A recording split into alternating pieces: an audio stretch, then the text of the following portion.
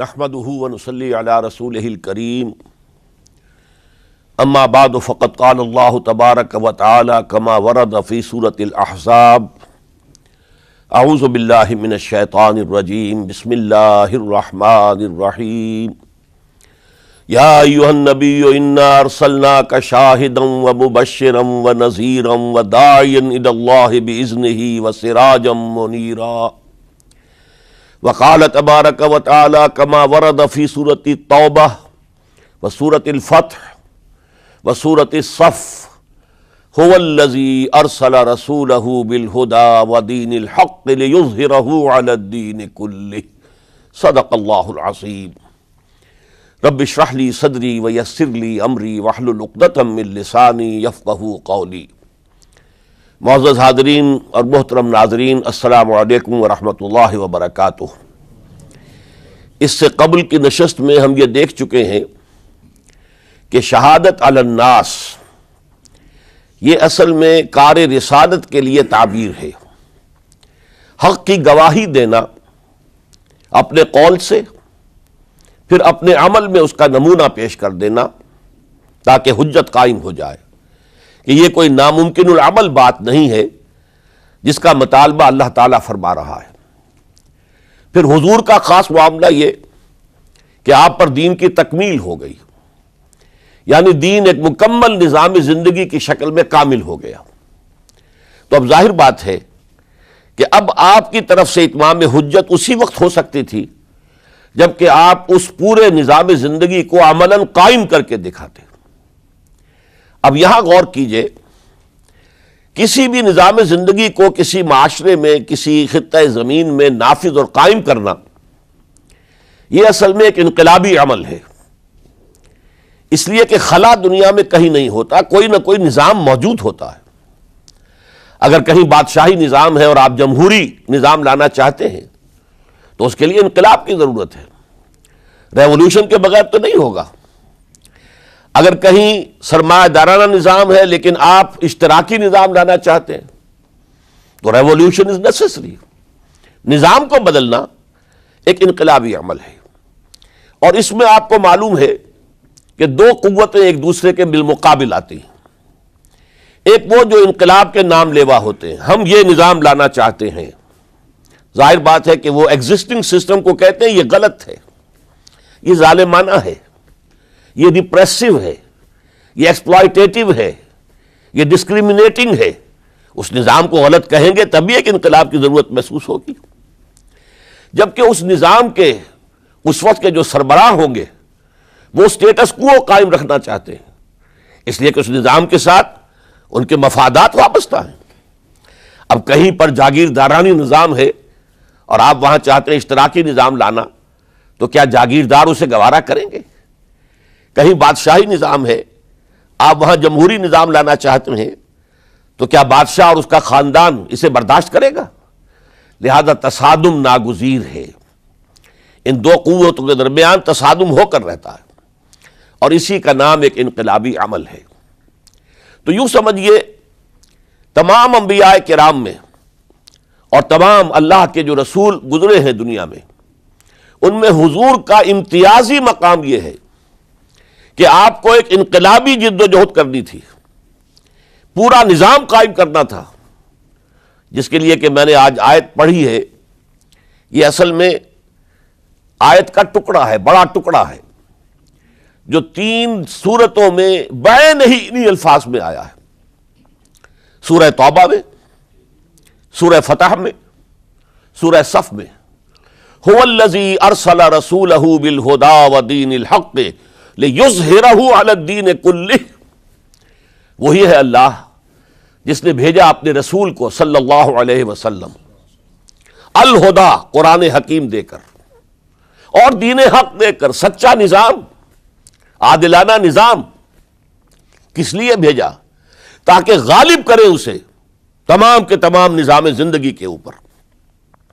یہ نوٹ کر لیجئے کہ یہ آیت حضور کے لیے 3 مرتبہ قرآن میں آ رہی ہے، کسی اور نبی کے لیے نہیں آئی، نہ حضرت نوح کے لیے، نہ حضرت ابراہیم کے لیے، نہ حضرت موسیٰ کے لیے، نہ حضرت عیسیٰ کے لیے۔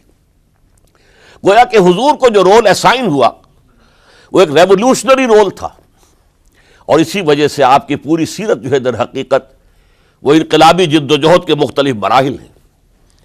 اور یہ بھی دنیا نے تسلیم کیا ہے کہ تاریخ کا عظیم ترین انقلاب، گمبھیر ترین انقلاب، موسٹ پروفاؤنڈ ریولوشن وہ تھا جو محمد عربی صلی اللہ علیہ وسلم نے نافذ کیا. اس کی گواہی دی ایم این رائے نے 1920 میں، ہسٹوریکل رول آف اسلام، اس کی کتاب آج بھی انڈیا میں چھپتی ہے اور بکتی ہے. وہ کہتا ہے کہ جو عظیم انقلاب محمد نے برپا کیا تھا وہ تاریخ انسانی کا سب سے بڑا انقلاب ہے. اسی کی ایچ جی ویلز نے اسی کی شہادت دی.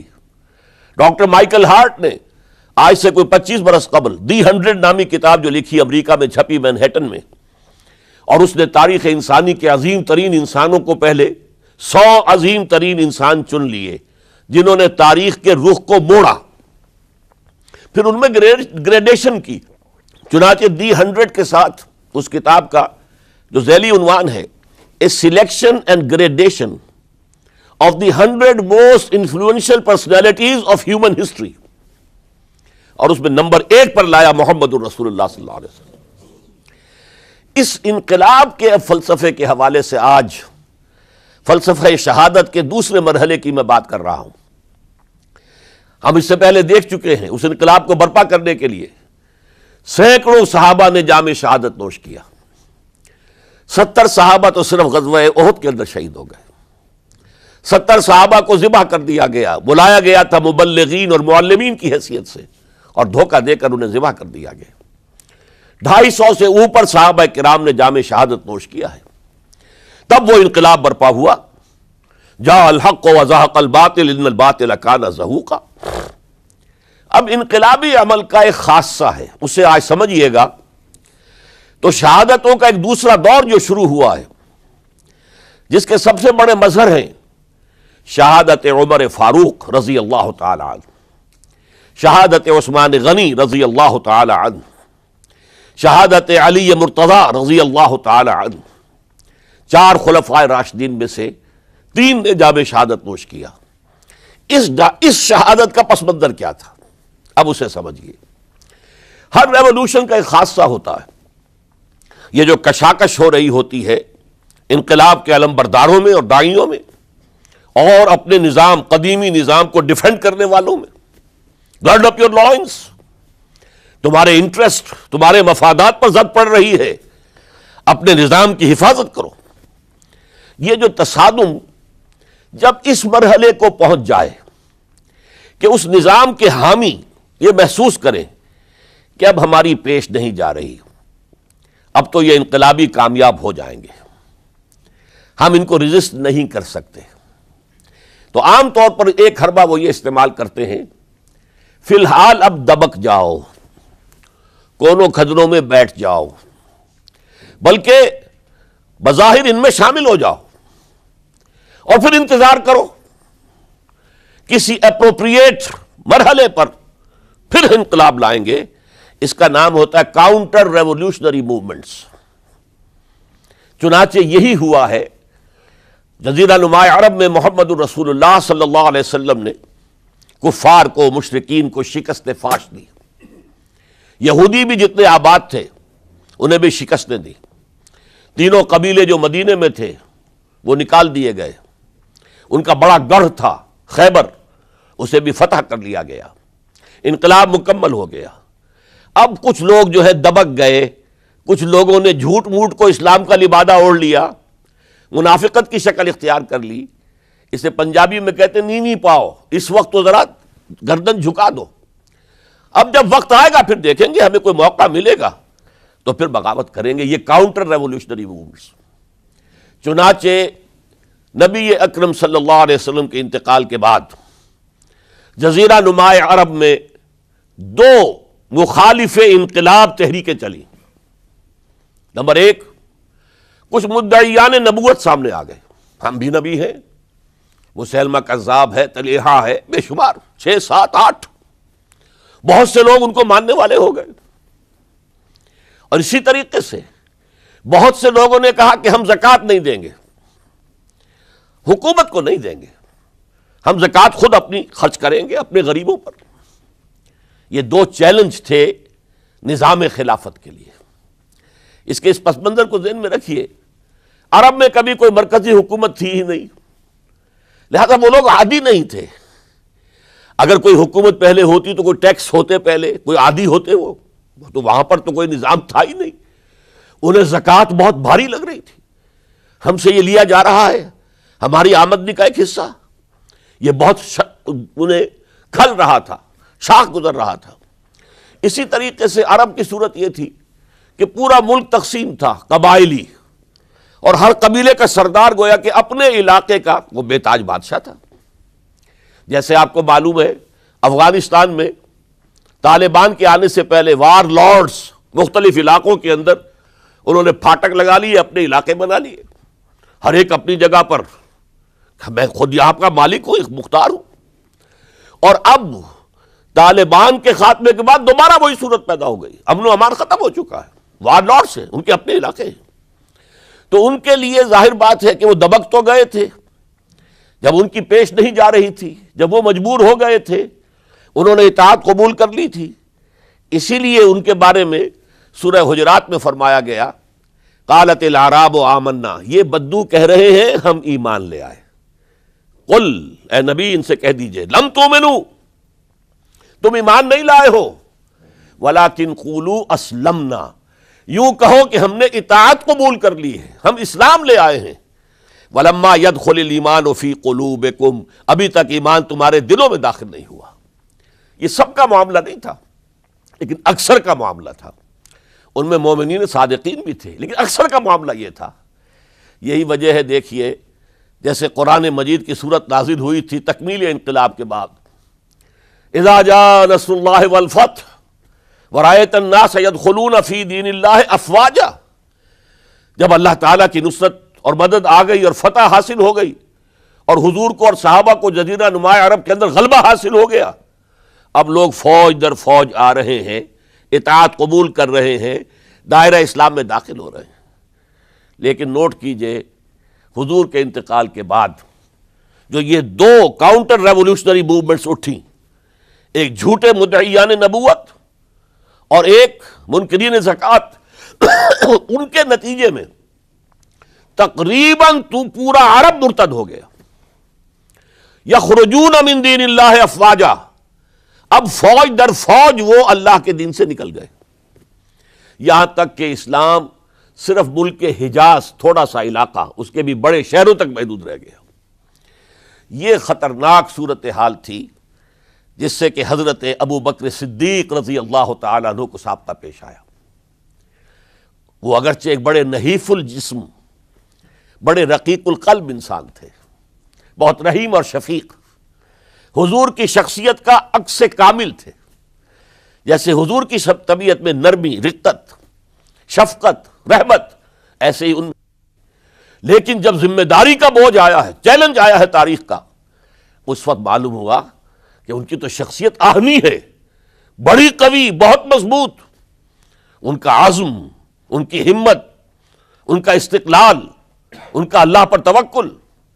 اس موقع پر میں آپ کو بتاتا ہوں، بہت سے لوگوں نے مشورہ دیا تھا کہ مصلحت کا تقاضا ہے کہ کئی محاذ نہ کھولیے بیک وقت. مسلمانوں کے دل پہلے ہی زخمی ہیں حضور کے انتقال کی وجہ سے. پھر حضور نے ایک جیش اسامہ تیار کیا تھا، ہم نے چاہا تھا کہ آپ اسے روک دیں، آپ نے کہا نہیں، جو لشکر حضور نے تیار کیا ابو بکر اسے نہیں روکے گا، وہ گیا. پھر جو مدعیان نبوت ہوئے وہ تو یقیناً کافر ہو گئے، لہذا ان سے بھی قتال کرنا پڑے گا. کم سے کم منکرین زکوٰۃ کے ضمن میں نرمی کیجئے. انہوں نے کفر نہیں کیا، کلمہ شہادت پڑھتے ہیں، نماز کا انکار نہیں کیا، زکوٰۃ کا بھی انکار نہیں کیا. یہ کہا کہ ہم آپ کو نہیں دیں گے، اپنی زکوٰۃ جمع کریں گے، اپنے ہی غریبوں میں تقسیم کر دیں گے. لیکن حضرت ابو بکر اور یہاں تک کہ حضرت عمر نے مشورہ دیا کہ مصلحت کا تقاضا ہے کہ مانعین زکوٰۃ کے ساتھ نرمی کی جائے. حضرت ابو بکر نے فرمایا، عمر تم ایام جاہلیت میں تو بڑے سخت تھے، بڑے مضبوط تھے، بہت طاقتور تھے. خدا کی قسم اگر یہ زکوٰۃ میں حضور کے زمانے میں اونٹ کے ساتھ اونٹ کو باندھنے والی رسی بھی دیتے تھے اور اب اگر یہ کہیں گے کہ اونٹ لے جاؤ رسی نہیں دیں گے تب بھی میں قتال کروں گا، اس لیے کہ ایبدل الدین وانا حی، کیا دین میں ترمیم کر دی جائے گی جبکہ میں زندہ ہوں؟ ابو بکر کے جیتے جی یہ نہیں ہو سکتا۔ لہذا ہم دیکھتے ہیں تاریخ کے اندر، چونکہ صدیقیت بہت اعلیٰ مقام ہے، نبوت کے بعد کا درجہ صدیقین، پھر شہداء، پھر صالحین، اور یہ ہے صدیق اکبر، افضل البشر بعد الانبیاء بالتحقیق ابو بکر صدیق۔ سال 1.5 سال کے اندر دونوں فتنوں کی سرکوبی کر دی گئی، کنسولیڈیٹ ہو گیا انقلاب دوبارہ۔ اس میں ہزاروں صحابہ کرام کی جانیں گئی ہیں۔ ایک جنگ یمامہ مشہور ہے، مسیلمہ کذاب کے خلاف 500 حفاظ اس جنگ میں شہید ہو گئے۔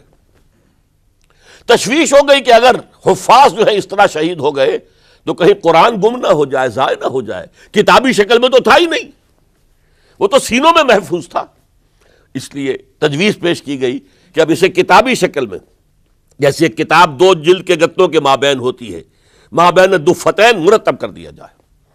تب یہ کام کیا گیا۔ بہرحال پہلا مرحلہ یہ تھا کہ کاؤنٹر ریولوشنری موومنٹس، چونکہ ابھی انقلاب صرف عرب میں آیا تھا اور عرب ہی کے اندر سے کاؤنٹر ریولوشنری موومنٹس ابری، جھوٹی نبوت اور مانعین زکوٰۃ کی شکل میں، اور حضرت ابو بکر رضی اللہ تعالی عنہ نے اپنی عظیمت کا ثبوت دیتے ہوئے ان دونوں موومنٹس کو کچل کر رکھ دیا اور انقلاب اسلامی کو اثر نو کنسولیڈیٹ کر کے پھر قیادت حکم خداوندی کی روح سے کہ ان کے انتقال کا وقت آ گیا تو حضرت عمر فاروق کو نامزد کر کے ان کے سپرد کر دی رضی اللہ تعالی عنہ۔ حضرت فاروق، عمر فاروق رضی اللہ تعالیٰ عنہ کا عہد خلافت، یہ اسلام کے ایکسپینشن کا دور ہے۔ اب جو وہ انٹرنل رفتی ختم ہو گئی، انٹرنلی کنسولیڈیٹ ہو گیا انقلاب محمدی صلی اللہ علیہ وسلم، لہذا پوری طاقت کے ساتھ اب 3 لشکر نکلے ہیں، مشرق کے لیے، شمال کے لیے، مغرب کے لیے، اور فتوحات کا دائرہ شروع ہوا۔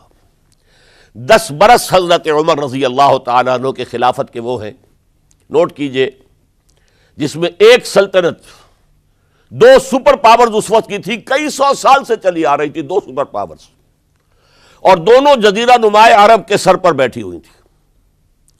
سلطنت ایران، عراق سے ہو کر سلطنت ایران، کہ خسرو کے زمانے سے، ذوالقرنین کے زمانے سے عظیم مملکت تھی، سپر پاور۔ دوسری طرف سلطنت روما، دی رومن امپائر، 3 بر اعظموں کو محیط تھی۔ رومن امپائر پورا شمالی افریقہ اس کے تحت تھا، پورا مغربی ایشیا اس کے تحت تھا، شام اس کے تحت تھا، ترکی اس کے تحت تھا، اور یورپ کا سارا مشرقی علاقہ اس کے تحت تھا۔ رومن امپائر، آپ کو معلوم ہے حضرت عمر کے زمانے میں رضی اللہ تعالی عنہ سلطنت کسریٰ کے تو پرخچے اڑ گئے، نام ختم ہو گیا، وجود نہ رہا عظیم سلطنت کسریٰ۔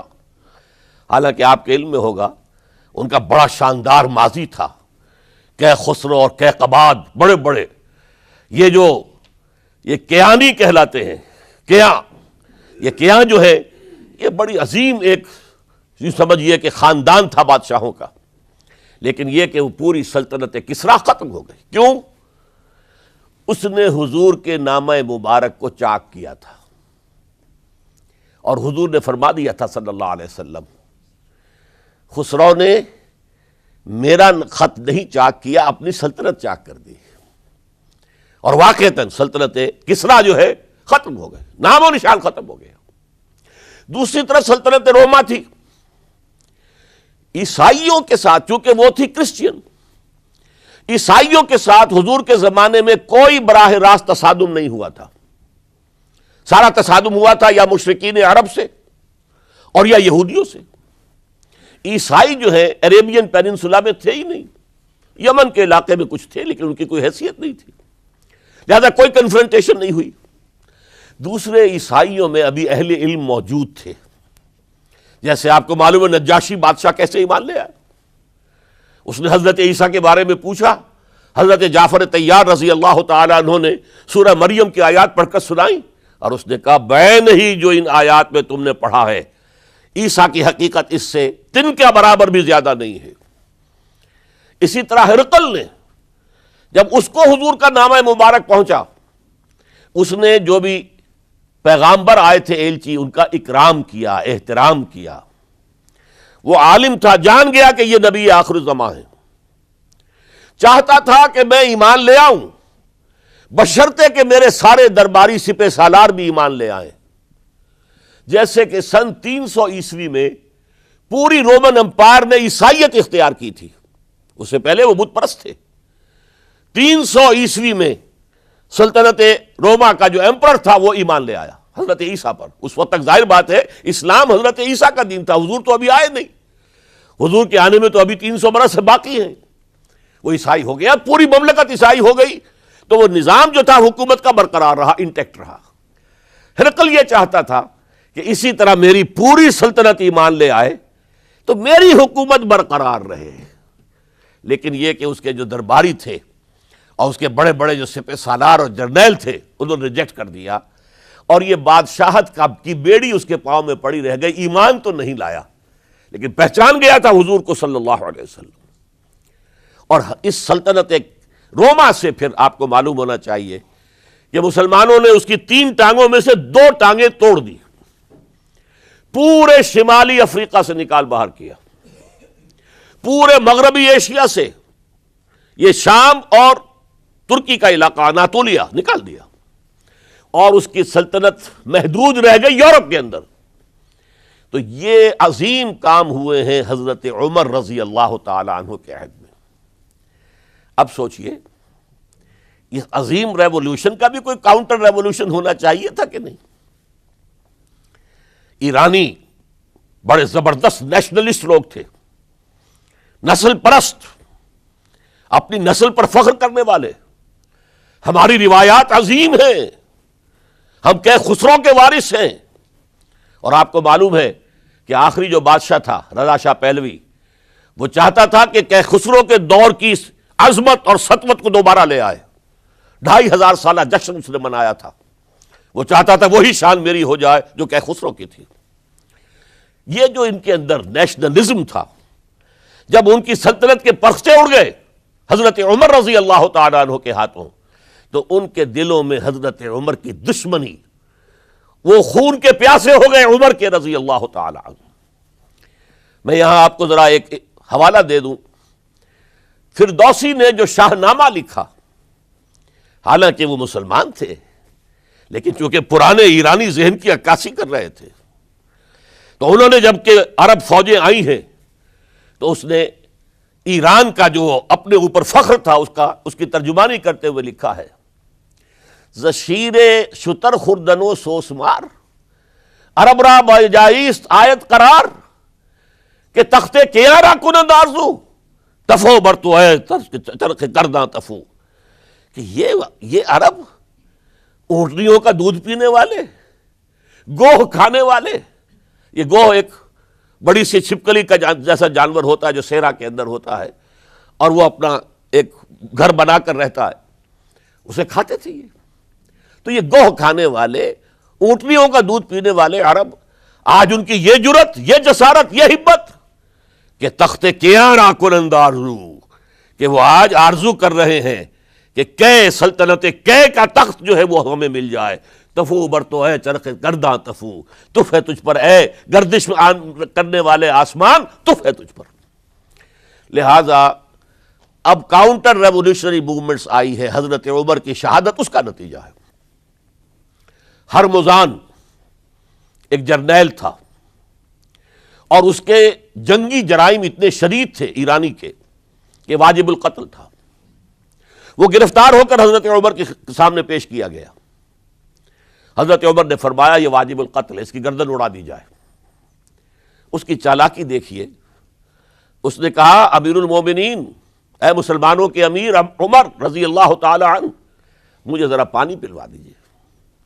حضرت عمر نے فرمایا پانی لا دو۔ ایک کٹورے میں پانی دے دیا گیا۔ پھر کہا دیکھیے امیر المومنین، مجھے ضمانت دیجیے کہ جب تک میں یہ پانی پی نہ لوں مجھے قتل نہیں کریں گے۔ فرمایا ہاں ہاں تم پانی پی لو، جب تک یہ پانی تم نہیں پیو گے ہم قتل نہیں کریں گے۔ اس نے وہ کٹورا پھینک دیا، نہ اب میں یہ پانی پی سکتا ہوں، نہ آپ مجھے قتل کر سکتے ہیں، کیونکہ آپ کا عہد یہ ہے کہ جب تک میں یہ پانی نہیں پیوں گا آپ مجھے قتل نہیں کریں گے۔ اس ہیلے سے جان بچا گیا۔ پھر اس شخص نے ابو لولو فیروز، ایک غلام تھا، اسے اس کام کے لیے تیار کیا۔ حضرت مغیرہ ابن شعبہ کا غلام تھا وہ، اور حضرت مغیرہ نے اس سے روزانہ کی ایک اجرت کہ تم کام کرو، مجھے صرف 7 آنے روزانہ دے دیا کرو۔ اس نے آ کر حضرت عمر سے کہا کہ میرا جو آقا ہے مغیرہ ابن شعبہ، یہ مجھ سے بہت زیادہ طلب کرتا ہے۔ حضرت عمر نے پوچھا کیا دیتے ہو؟ 7 آنے۔ تم کرتے کیا ہو؟ کہ میں نجار بھی ہوں، میں لوہار بھی ہوں، میں یہ کام کرتا ہوں۔ فرمایا اتنے پیشوں کا جاننے والا اس کے لیے یہ روزانہ کا ٹیکس یہ زیادہ نہیں ہے، یہ تمہیں دینا چاہیے۔ اس نے کہا میں چکیاں بھی بناتا ہوں۔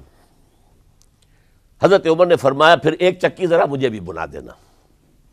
کہنے لگا آپ کے لیے تو میں ایسی چکی بناؤں گا کہ جس کی آواز دنیا بھر میں جائے گی۔ وہ شخص ہے اور ہرمزان کی سازش کے تحت وہ ایرانی جسے بعد میں ایرانیوں نے کیا کہا، جس نے قتل کیا حضرت عمر فاروق کو، حضرت ابو لولو فیروز۔ آج بھی ایران میں اس کی قبر کی تصویریں بکتی ہیں بازار کے اندر، حضرت ابو لولو فیروز۔ وہ آیا ہے مسجد نبوی میں، اور آ کر اس نے جبکہ حضرت عمر رضی اللہ تعالیٰ عنہ امامت فرما رہے حملہ کیا، 5-6 وار خنجر کے کیے۔ حضرت عمر رضی اللہ تعالیٰ شدید مجروح ہو گئے۔ یہ انتقام تھا جو عجم نے، وہ سلطنت کے جس کے ٹکڑے ختم ہو گئے تھے، جس کا ٹکڑے کر دیے گئے تھے، اس نے انتقام لیا عالم اسلام سے۔ سمجھا انہوں نے یہ تھا کہ شاید یہ پوری عمارت اسی ایک ستون پر کھڑی ہے، حضرت عمر ہی کے ستون پر کھڑی ہے، اس ستون کو گرا دو گے پوری عمارت گر جائے گی۔ لیکن ثابت ہوا نہیں، یہ محمد کی بنائی ہوئی عمارت ہے صلی اللہ علیہ وسلم، یہ بہت قوی ہے، اس کی بنیادیں بہت مضبوط ہیں، کوئی ذرا سی تریڑ بھی نہیں آئی، ذرا سی تریڑ بھی نہیں آئی۔ حضرت عمر فاروق کی شہادت کے بعد حضرت عثمان رضی اللہ تعالیٰ عنہ کا دور خلافت شروع ہوا، اور جوں کا توں جو قافلہ چل رہا تھا آگے چلتا چلا گیا۔ حضرت عثمان رضی اللہ تعالیٰ عنہ کے بارے میں بہت قیل و قال ہے، ان پر تنقیدیں بھی کی، اپنوں نے بھی کی ہیں، دشمنوں نے بھی کی ہیں، لیکن بات جان لیجئے یہ تاثر غلط ہے کہ ان کے پورے دور خلافت کے اندر فتنہ رہا یا ہنگامہ رہا، قتل غلط۔ 10 برس خلفائے راشدین میں طویل ترین دور خلافت حضرت عثمان کا ہے رضی اللہ تعالیٰ عنہ، 12 برس۔ حضرت ابو بکر کے تو 2.25 برس تھے، حضرت عمر کے 10 برس تھے، ان کا 12 برس، اور 12 میں سے 10 سال ایسے تھے بعین ہی جیسے حضرت عمر کے 10 سال تھے۔ امن و امان ہے، سکون ہے، چین ہے، اور قافلہ اسلام بڑھ رہا ہے، فتوحات کا دائرہ بڑھتا چلا جا رہا ہے، فتوحات سیلاب کے مانند آگے بڑھ رہی ہیں۔ تھمتا نہ تھا کسی سے سیل رواں ہمارا یہ سیل رواں کوئی روکنے والی کوئی طاقت دنیا میں رہی نہیں تھی۔ کسرا ختم، سلطنت ایران ختم، اور دوسری سپر پاور سلطنت روما، اس کی 3 میں سے 2 ٹانگیں توڑ دی گئی، 1 رہ گئی۔ اب کون تھا؟ خارج میں کوئی طاقت نہیں تھی جو اسلام کے اس سیلاب کو اور پوری نوع انسانی پر اتمام حجت اور اللہ کے دین کو پہنچانے کے راستے میں رکاوٹ بن سکتی ہے۔ اب ایک فتنہ اٹھا، دیکھیے حضور کی کنفنٹریشن 3 مذاہب سے ہوئی تھی۔ ایک مذہب مشرکین کا، شرک کا قلع کما کر دیا گیا جزیرہ نما عرب سے، ختم ہو گئے۔ انہوں نے کاؤنٹر ریولوشنری موومنٹس اٹھائیں حضرت ابوبکر کے زمانے میں، ان کو کرش کر دیا حضرت ابوبکر صدیق رضی اللہ تعالیٰ عنہ، چاہے ہزاروں صحابہ شہید ہوئے۔ اس کے بعد دوسری طاقت کون تھی مذہبی؟ یہودی۔ یہود کے 3 قبیلے مدینے میں آباد تھے، بنو قینقاع، بنو قریظہ، بنو نذیر۔ 2 کو مدینے سے نکال دیا گیا ان کی بدعہدی کی وجہ سے۔ حالانکہ حضور نے مدینہ تشریف لاتے ہی ان سے معاہدے کر لیے تھے. ان کا میثاق مدینہ یہ در حقیقت ایک پیکٹ تھا جوائنٹ ڈیفنس آف مدینہ کا. مدینہ پر اگر کوئی حملہ کرے گا، اور ظاہر بات ہے کہ ایک امکان تھا کہ مکے والے آ کر حملہ کریں، مشرکین مکہ، لیکن مدینہ کا ہم تحفظ کریں گے مل کر، مسلمان اور یہودی. لیکن انہوں نے ہر موقع پر وعدہ خلافی کی. پہلے بنو قینقاع نکالے گئے، پھر بنو نذیر نکالے گئے. غزوہ احزاب کے موقع پر بدترین جو ہے بدعہدی بنو قریظہ نے کی، اور ان کو بڑی سخت سزا دی گئی، چونکہ انہوں نے خود کہا تھا کہ ہمارا فیصلہ سعد ابن معاذ رضی اللہ تعالی عنہ جو فیصلہ کر دیں گے وہ ہمارے حلیف ہے، جو فیصلہ کر دیں گے ہمیں قبول ہوگا.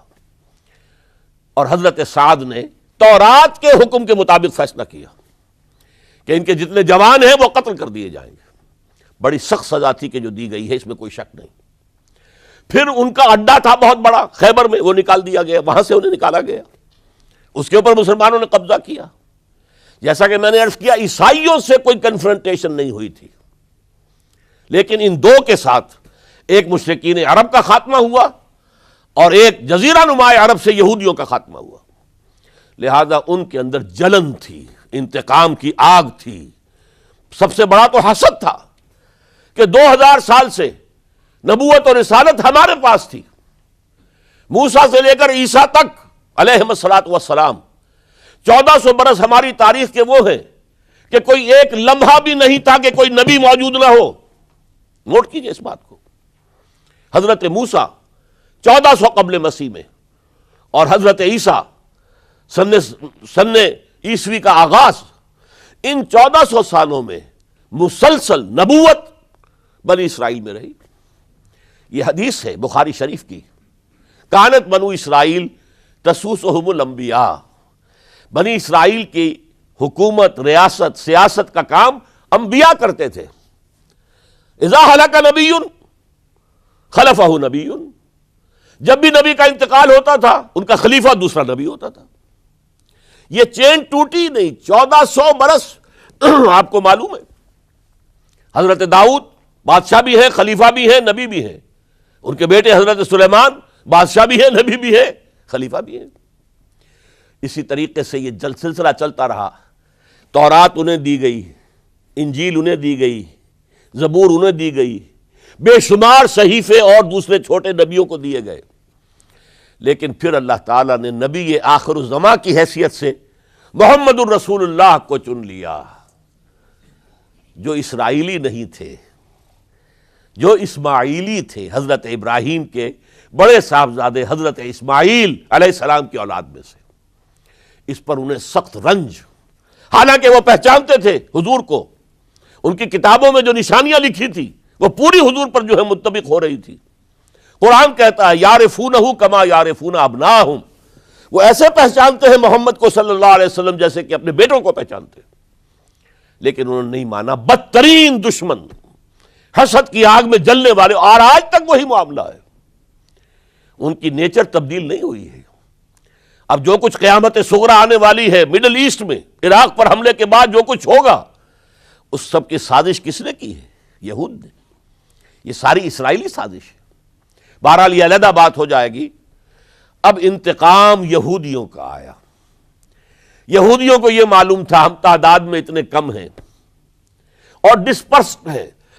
سن 70 عیسوی میں ایک رومن جنرل ٹائٹس، اس نے حملہ کر کے یروشلم بیت المقدس کی اینٹ سے اینٹ بجائی.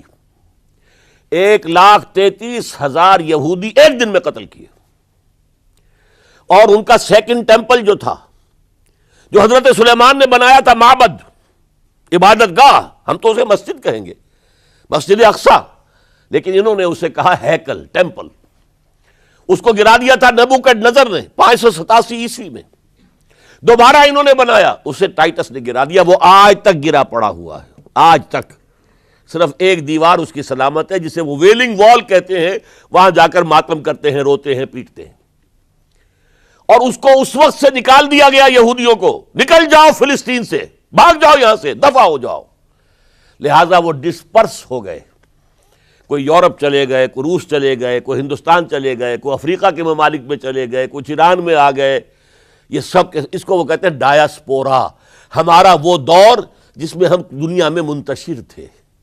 جب پوری دنیا میں منتشر تھے تو ظاہر بات ہے کسی فوجی مہم کے ذریعے سے مسلمانوں سے انتقام لینا ممکن نہیں تھا، لیکن انتقام لیا ایک ایسی سازش کے ذریعے سے، ایک ایسا فتنۃ الکبریٰ جو ہے برپا کیا ہے، جس کا کہ میں ابھی آپ سے اندازہ کرتا ہوں، جس کے نتیجے میں حضرت عثمان رضی اللہ تعالیٰ عنہ شہید ہوئے.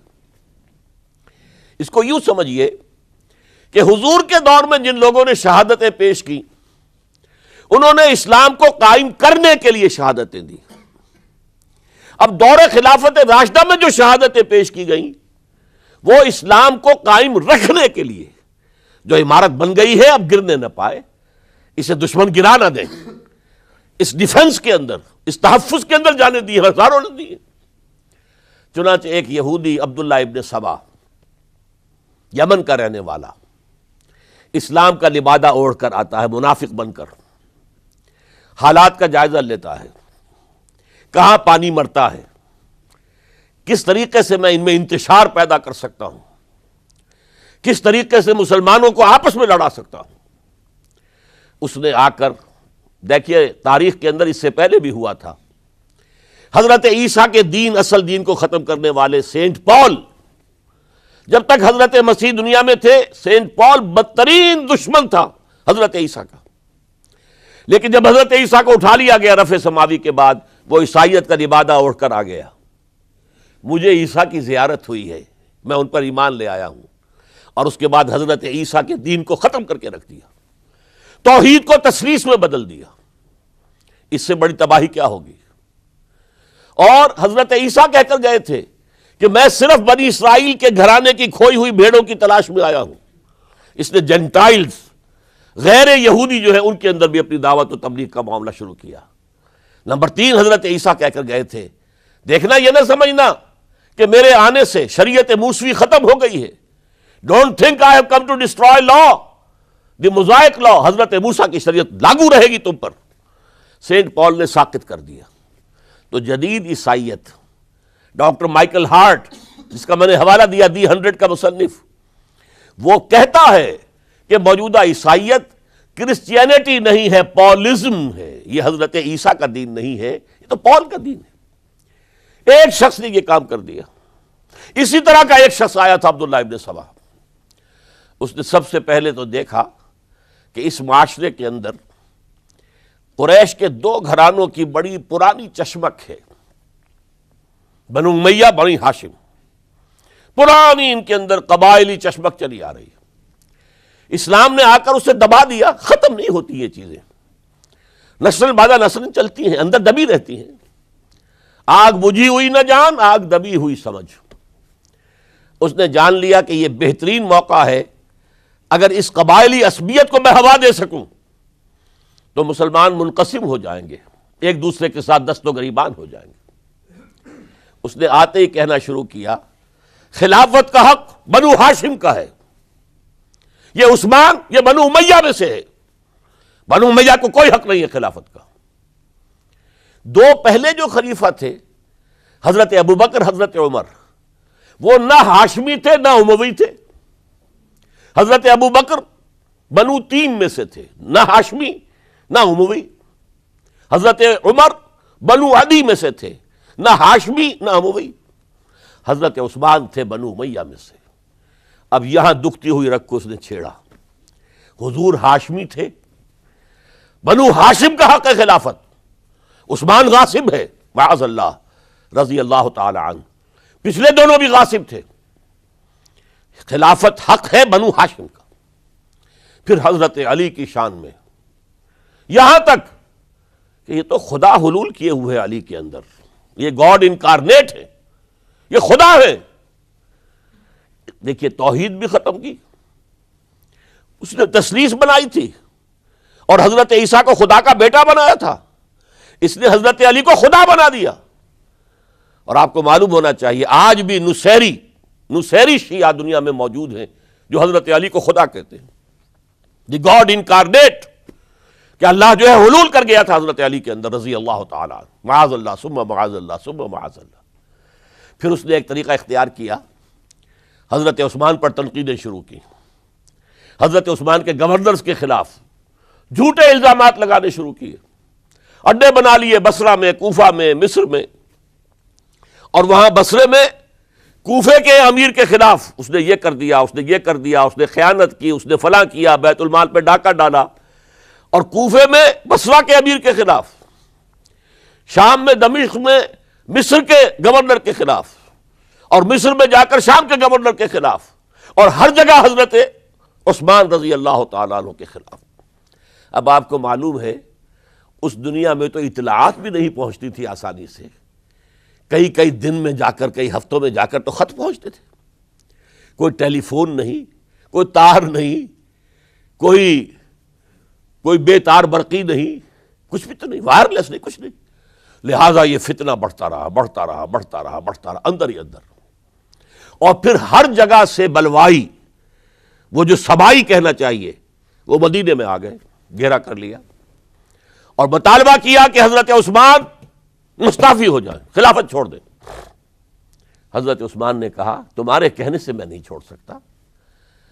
ان پر جب الزامات لگائے گئے انہوں نے ہر الزام کی صفائی پیش کر دی۔ اس صفائی کے پیش کرنے والوں میں سب سے بڑھ کر خود حضرت علی تھے رضی اللہ تعالی عنہ۔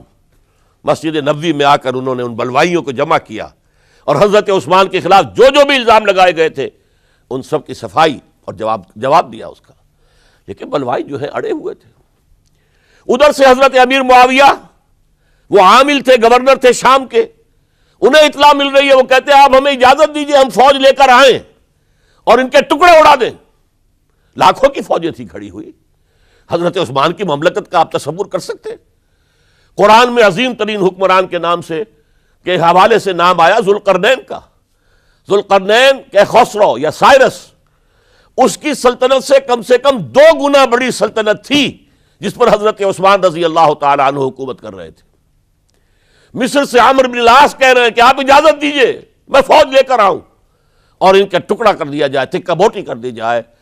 حضرت عثمان کا فیصلہ تھا یہ مجھے قتل کر دیں تو قصاص لے لینا، لیکن میں اپنی جان کے تحفظ کے لیے کسی کلمہ گو کا خون بہانے کو تیار نہیں۔ حضرت طلحہ، حضرت زبیر، حضرت علی کہہ رہے ہیں آپ اجازت دیجئے کہ ہم ان کے خلاف جنگ کریں، مدینے میں بیٹھے ہوئے، فرماتے نہیں، ان کے خلاف جنگ کی اجازت میں نہیں دے سکتا۔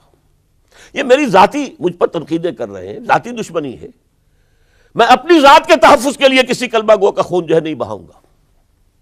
لاکھوں کی فوجیں موجود تھیں، لیکن حضرت عثمان نے یہ طے کیا میں اپنی جان کے تحفظ کے لیے میں نہیں ہاتھ اٹھاؤں گا، میں کسی اور کو اجازت نہیں دوں گا کہ ان کے خلاف جنگ کرے۔ ہاں یہ میرے دشمن ہے، میری جان لے لیں، جب جان لے لیں گے تو قصاص لے لینا۔ یہ معاملہ ہوا ہے، اور پھر نہایت ہی بے رحمی کے ساتھ، نہایت بے رحمی کے ساتھ، نہایت بے رحمی کے ساتھ، اور نوٹ کیجئے حضرت علی کے دونوں صاحبزادے حضرت حسن، حضرت حسین رضی اللہ تعالیٰ عنہم اجمعین، وہ حضرت عثمان کے دروازے پر پہرا دے رہے ہیں کہ کوئی بلوائی، کوئی حضرت عثمان کو قتل کرنے کے ارادے سے گھر میں داخل نہ ہو سکے۔ وہ گھر کے پچھواڑے سے دیوار پھلانگ کر آئے ہیں اندر، اور حضرت عثمان جب قرآن پڑھ رہے تھے اس حالت میں انہیں شہید کیا ہے۔ ان کی بیوی نائلہ نے ہاتھ آگے کیا ہے روکنے کے لیے تو ان کی انگلیاں کٹ گئیں، اور انگلیوں کا خون جو ہے اس مصحف پر، قرآن مجید میں اس صفحے کے اوپر حضرت عثمان کے خون کے دھبے لگ گئے۔ یہ حالات ہوئے حضرت عثمان کی شہادت کے، کہ انہوں نے چاہا وہ نظام قائم رہے۔ یہودیوں کا انتقام، یہودیوں کی سازش، اور ایسی سازش ہے کہ جس کے نتیجے میں اس کو کہا گیا الفتنۃ الکبریٰ، عظیم ترین سانحہ، عظیم ترین فتنہ۔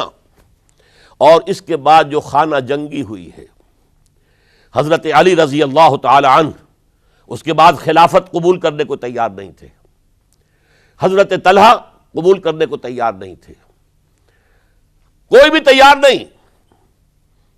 کیوں؟ یہ بلوائی ہے اس وقت یہاں پر، یہ کہہ رہے ہیں کہ تم خلیفہ بن جاؤ، تو جو بھی اس وقت خلیفہ بنے گا وہ ان کے ہاتھ میں کٹھ پتلی بن جائے گا۔ بالآخر حضرت علی نے، ظاہر بات ہے کہ امت کو بغیر امام کے تو نہیں چھوڑا جا سکتا، بغیر امیر کے نہیں ہوگا تو شیرازہ منتشر ہو جائے گا۔ اب جو ہونا تھا ہو گیا، حضرت عثمان شہید ہو گئے رضی اللہ تعالی عنہ، لیکن بہرحال اب امت کا نظم تو قائم رکھنا ہے نا۔ حضرت علی نے بیعت قبول کر لی رضی اللہ تعالی عنہ، لیکن حضرت امیر معاویہ، عمرو بن العاص، ان دونوں نے کہا کہ حضرت علی اگر حضرت عثمان کے خون کا قصاص لے لیں، قاتلان عثمان کو اگر قتل کریں تو ہم بیعت کریں گے، ہم مدعی خلافت نہیں ہے، خلافت علی کی ٹھیک ہے رضی اللہ تعالی عنہ، لیکن سب سے پہلا مطالبہ ہمارا یہ ہے کہ حضرت عثمان کے خون کا قصاص لیا جائے۔ حضرت علی رضی اللہ تعالیٰ عنہ کے لیے بعض وجوہ سے ایسا کرنا ممکن نہیں ہوا۔ نتیجہ کیا نکلا؟ سب سے زیادہ اندوہناک اسلامی تاریخ کا یہ دور ہے۔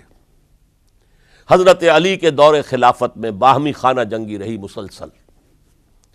جنگ جمل حضرت عائشہ صدیقہ کمانڈ کرتی ہوئی آئی ہیں، طلحہ اور زبیر ان کے ساتھ ہیں، اور اگرچہ حضرت علی رضی اللہ تعالیٰ عنہ کے ساتھ ان کی صلح ہو گئی، لیکن وہ جو بلوائی تھے، جو چاہتے نہیں تھے کہ امن ہو، وہ تو در حقیقت اسلام کے حصے بکھرے کرنے کے لیے آئے تھے، اسلام کی مملکت کو تباہ کرنے آئے تھے۔ انہوں نے فوری طور پر حملہ کر دیا حضرت عائشہ رضی اللہ تعالیٰ عنہ کے لشکر پر۔ اب ظاہر بات ہے کہ جنگ شروع ہو جائے تو پھر کون دیکھ سکتا ہے، آئدر کل اور بی کلڈ، دو شکلیں دو ہی ہوتی ہیں۔ ایک رات میں 10,000 مسلمان شہید ہوئے، قتل ہوئے۔ الفتنۃ الکبریٰ، عشرہ مبشرہ میں سے حضرت طلحہ، حضرت زبیر دونوں شہید ہو گئے۔ پھر اس کے بعد بھی بات تو ختم نہیں ہوئی۔ حضرت معاویہ رضی اللہ تعالی عنہ وہ فوج لے کر آئے۔ پھر جنگ صفین 74,000 مسلمان ایک دوسرے کی تلواروں سے اور ایک دوسرے کے نوزوں سے ختم ہو گئے۔ ذرا اندازہ کیجئے، 1,00,000 کے قریب مسلمان ختم ہو گیا۔ نہ یہودی کو کچھ کرنے کی ضرورت پیش آئی، نہ کسی اور کو کوئی حملہ کرنے کی ضرورت پیش آئی، آپس میں خانہ جنگی۔ 4.5 برس حضرت علی رضی اللہ تعالی عنہ ان کا دور خلافت ہے، پورا کا پورا باہمی خانہ جنگی کی نظر ہو گیا۔ اس میں حضرت علی پر معاذ اللہ کوئی الزام نہیں، رضی اللہ تعالی عنہ وکرم اللہ وجہہ، وہ امام حق تھے، لیکن یہ ہے کہ ان کا بے بس ہو گئے تھے، لاچار ہو گئے تھے، حالات پر کنٹرول نہیں ہو رہا۔ اسی جنگ صفین کے اندر جب ایک تجویز پیش کی گئی کہ لڑنے بھڑنے کی بجائے حکم مان لو، جیسے قرآن مجید میں آیا ہے کہ میاں اور بیوی کے درمیان اختلاف ہو جائے تو فَبَعْثُوا حَكَمًا مِّنْ أَهْلِهِ وَحَكَمًا مِّنْ أَهْلِهَا، ایک حکم لڑکے والوں کی طرف سے، ایک حکم لڑکی والوں کی طرف سے مقرر کر لو، وہ آپس میں معاملہ طے کرائیں۔ لہذا تحکیم کی تجویز کی گئی۔ حضرت علی نے یہ تجویز پیش کی گئی عمرو بن العاص رضی اللہ تعالیٰ عنہ کی طرف سے، جو حضرت معاویہ کے ساتھی تھے۔ حضرت علی اس تحکیم کو قبول نہیں کرنا چاہتے تھے، جانتے تھے کہ یہ ایک چال ہے جس میں میں آ رہا ہوں، لیکن بالآخر آپ نے وہ قبول کر لیا۔ اچھا بھائی، ابو موسیٰ اشعری ہماری طرف سے، عمرو بن العاص معاویہ کی طرف سے، یہ دو حکم ہیں۔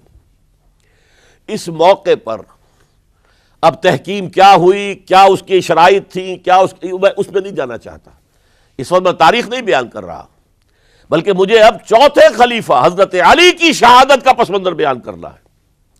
اور ہزاروں شہادتیں ہو رہی ہیں، لیکن اس دور کی شہادتوں میں سب سے چوٹی پر حضرت عمر کی شہادت، حضرت عثمان کی شہادت، حضرت علی کی شہادت رضی اللہ تعالی عنہم اجمعین۔ اس وقت حضرت علی کے جو حامی تھے، انہی میں سے ایک فرقہ علیحدہ ہو گیا کہ یہ تحکیم کفر ہے، ان الحکم الا للہ، حکم کا فیصلے کا اختیار اللہ کے سوا کسی کو نہیں ہے، لہذا یہ جو کیا ہے یہ غلط ہے۔ اور اس حد تک چلے گئے کہ جنہوں نے یہ تحکیم کو قبول کیا وہ کافر ہو گئے، علی بھی کافر، معاویہ بھی کافر، عمرو بن العاص بھی کافر، جنہوں نے مانا کافر۔ یہ لوگ کہلاتے خوارج تھے، یہ حضرت علی کی فوج میں شامل، حضرت علی کے حامی تھے، حضرت علی کی جماعت میں سے تھے، لیکن بس ایک غلطی، جذبات کے اندر آ کر، غصے کے اندر آ کر اس درجے، اور وہ حضرت علی سے علیحدہ ہو گئے۔ اس کے بعد انہوں نے اپنی ایک کانفرنس کی، ایک جنگ بھی ہوئی، پھر حضرت علی کو ان کے خلاف جنگ کرنی پڑی، وہ جنگ نہروان کہلاتی ہے، جن میں کہ ان خوارج کو حضرت علی نے بہت بڑی شکست دی۔ پھر انہوں نے کانفرنس کی آپس میں بیٹھ کر کہ علی کو یا معاویہ کو فوجی شکست دینا تو ہمارے لیے ممکن نہیں ہے، ایسے کرو کہ ان تینوں کو قتل کر دو، علی کو بھی قتل کر دو رضی اللہ تعالی عنہ، معاویہ کو بھی قتل کر دو رضی اللہ تعالی عنہ، عمرو بن العاص کو بھی قتل کر دو، تاکہ اس کے بعد مسلمان اپنا کوئی خلیفہ چن لیں گے۔ رمضان سن 40 ہجری اس کا ایک دن معین کر لیا، ایک ہی دن یہ تینوں جو ہے، عبد الرحمن ابن ملجم آئے گا مدینے کے اندر، کوفے کے اندر، حضرت علی نے صدر مقام کوفہ بنا لیا تھا، اور فجر کی نماز میں حضرت علی پر حملہ کرے گا۔ ایک دوسرا شخص عمرو بن العاص پر جا کر حملہ کرے گا اسی دن اسی وقت۔ ایک تیسرا شخص وہ امیر معاویہ کے اوپر حملہ کرے گا۔ عمرو بن العاص اس روز مسجد میں آئے ہی نہیں، ان کی جگہ کوئی اور شخص جو نماز پڑھا رہے تھے وہ شہید کر دیے گئے۔ حضرت معاویہ پر جو حملہ ہوا وہ اوچھا پڑا وار، وہ جلدی تندرست ہو گئے۔ حضرت علی ابھی وہ گھر سے نکل کر مسجد کی طرف جا رہے تھے، ابن ملجم نے ایک اور ساتھی اپنے ساتھ لے کر حملے کیے ہیں، شدید زخمی کر دیا۔ حضرت علی نے آواز دی، کچھ لوگ آئے، ایک ساتھی تو دوڑ گیا اور ابن ملجم جو ہے وہ پکڑ لیا گیا۔ پھر کسی اور نے نماز پڑھائی، اور حضرت علی رضی اللہ تعالیٰ عنہ نے وصیت کر دی کہ اگر میرا انتقال ہو جائے تو اس ابن ملجم سے قصاص لے لینا، نہ ہو تو پھر میں خود اس کا فیصلہ کروں گا۔ لیکن حضرت علی رضی اللہ تعالیٰ عنہ بھی شہید ہو گئے۔ یہ شہادتیں میں نے کس کیٹیگری میں ڈالی ہیں، ہسٹوریکل بیک گراؤنڈ کیا ہے اس کو سمجھیے۔ ایک شہادتیں وہ تھیں جو دور نبوی میں ہوئی اللہ کے دین کو قائم کرنے کے لیے۔ سورہ شورى کی آیت ہے، شرع لکم من الدین ما وصى به نوحا والذی اوحینا الیک وما اوحینا به ابراہیم وموسیٰ وعیسیٰ ان اقیموا الدین، دین کو قائم کرو۔ اور میں اس کا ترجمہ کیا کرتا ہوں وضاحت کرتے ہوئے، دین قائم نہیں ہے تو قائم کرو، قائم ہے تو قائم رکھو۔ اس کو گرانے کے لیے شیطانی قوتیں تو پورا زور لگائیں گی۔ ستیزہ کار رہا ہے ازل سے تا امروز، چراغ مصطفی سے شرار بولابی۔ ابلیس لعین کو تو پسند نہیں کہ اسلامی نظام دنیا میں قائم ہو، وہ تو نوع انسانی کا دشمن ہے، ازلی دشمن، پیدائشی دشمن۔ لہذا اب وہ جو خیمہ کھڑا ہوا ہے شامیانہ، اسے مضبوط رکھو۔ آندھی اگر چل رہی ہے تو اس کے بانس پکڑو، اس کی رسیاں مضبوط کرو۔ یہ ہے دین کو قائم رکھنا۔ یہ دور جو میں نے گنوایا ہے یہ اس دین کو قائم رکھنے کے لیے، اور اس پر جو خارجی حملے ہو رہے تھے ان حملوں کا سد باب کرنے کے لیے یہ بیش قیمت شہادتیں پیش کی گئی ہیں، ہزاروں صحابہ کی جانیں گئی ہیں، اور 3 خلفائے راشدین شہید کیے گئے۔ لیکن یہ بات نوٹ کر لیجئے، اس کا نتیجہ کیا نکلا؟ وہ جو ہمارا سیلاب جا رہا تھا عالمی سطح پر، محمد کے دین کو آگے سے آگے پہنچاؤ، جو حضور خطبہ حجۃ الوداع میں کہہ کر گئے تھے، میں نے تم پر حجت قائم کر دی، اب تمہیں حجت قائم کرنی ہے پوری نوع انسانی پر، لہذا فلیبلغ الشاہد الغائب۔ اب جو بھی یہاں موجود ہیں ان کا فرض ہے کہ پہنچائیں ان کو جو یہاں موجود نہیں ہے۔ یہ اسی کے لیے تو یہ فوجیں نکلی تھیں، اللہ کے دین کو قائم کرنے کے لیے، ورنہ شہادت ہے مطلوب و مقصود مومن، نہ مال غنیمت نہ کشور کشائی۔ یہ ابو بکر ہوں، عثمان ہوں، علی ہوں، عمر ہوں، یہ تو درویش تھے، انہوں نے کوئی محل نہیں بنائے، چٹائیوں پر بیٹھتے تھے، پیون لگے ہوئے کپڑے پہنتے تھے، ان کی خوراک عام مسلمان سے زیادہ بہتر نہیں تھی بلکہ ان سے کمتر رہتی تھی، ادنا درجے کے مسلمان تھے۔ لیکن یہ ہے کہ یہ جو سیلاب جا رہا تھا اسلام کا، انٹرنل سیبوٹاج کے ذریعے سے اس کے اندر طاقت جو تھی وہ روک دی گئی۔ آپ دیکھتے ہیں اور سنتے ہوں گے، اگر کوئی انکلائن ہو، چڑھائی ہو، اور ٹرک جو ہے لوڈڈ ہے، چل رہا ہے، زور لگا لگا کے انجن جو ہے گوں گوں گوں کر کے چل رہا ہے. اگر خدا نہ خواستہ انجن بند ہو جائے ایک دفعہ، اسے کہتے ہیں موشن ٹوٹ گیا. اب یہ ڈرائیور جانتا اس کی جان پر بن گئی. اب اس کو دوبارہ سٹارٹ کرنا آسان کام نہیں ہے. تو اسلامی سیلاب کا کہ جس کے بارے میں کیفیت یہ تھی کہ تھمتا نہ تھا کسی سے سیل رواں ہمارا سیل رواں روکنے والا کون رہ گیا تھا؟ سلطنت کسریٰ ختم ہو چکی تھی، سلطنت روما کی 2 ٹانگیں ٹوٹ چکی تھی. اس کو روکا ہے یہودی سازش نے انٹرنل سیبوٹاج کے ذریعے. 1 لاکھ مسلمان تو ایک دوسرے کی تلواروں سے ہی مارے گئے.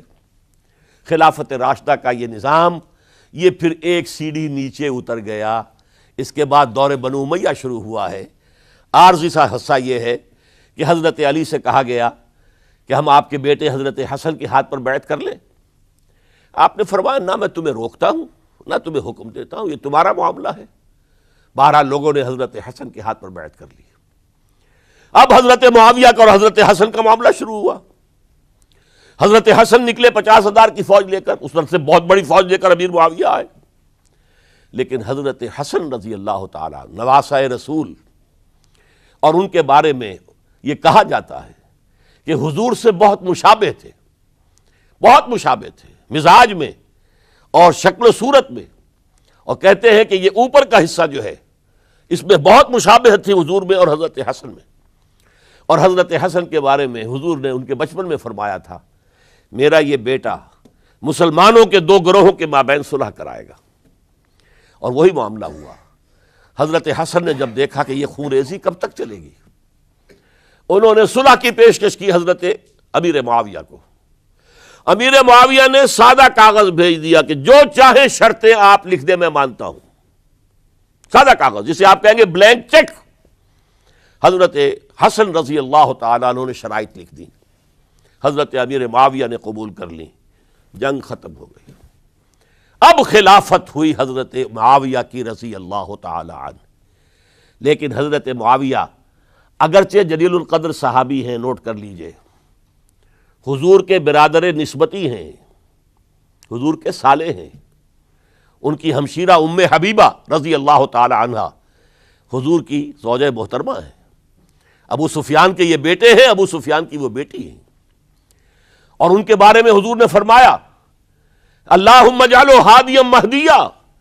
دعا کی اے اللہ اس معاویہ کو ہادی ہدایت دینے والا اور مہدی ہدایت یافتہ بنا دے. اس کے باوجود حضرت معاویہ کے دور حکومت یا دور خلافت کو خلافت راشدہ میں تسلیم نہیں کیا جاتا، اس لیے کہ انہیں مسلمانوں نے اپنی رائے سے نہیں چنا تھا. اپنے طاقت کے بل پر وہ حکومت جو ہے انہوں نے حاصل کی تھی. چاہے حضرت حسن نے دستبرداری کر کے دے دی، لیکن ظاہر بات ہے کہ یہ مسلمانوں کے مشورے سے نہیں ہوا تھا. لہذا ان کا دور خلافت راشدہ میں شامل نہیں ہے. خلافت راشدہ ابو بکر، عمر، عثمان، علی اور مزید شامل کرنا ہو تو 6 مہینے حضرت حسن کے رضی اللہ تعالی عنہ. وہ بھی طاقت کے بل پر نہیں آئے تھے، مسلمانوں نے انہیں چنا تھا. یہ 30 برس بنتے ہیں، اور یہ 30 برس کی خلافت راشدہ کی داستان ہے جو میں نے آج آپ کے سامنے رکھی. اور اس دوران جن مسلمانوں نے اس نظام کو قائم رکھنے کے لیے جانیں دی ہیں، میں نے ان کی شہادت کا تذکرہ کیا. اقول قولی ھذا واستغفر اللہ لی ولکم ولسائر المسلمین والمسلمات. جسے دیکھنی ہو جنت وہ نبی کے در سے گزرے، وہ جدھر سے گزرے یہ ادھر سے گزرے.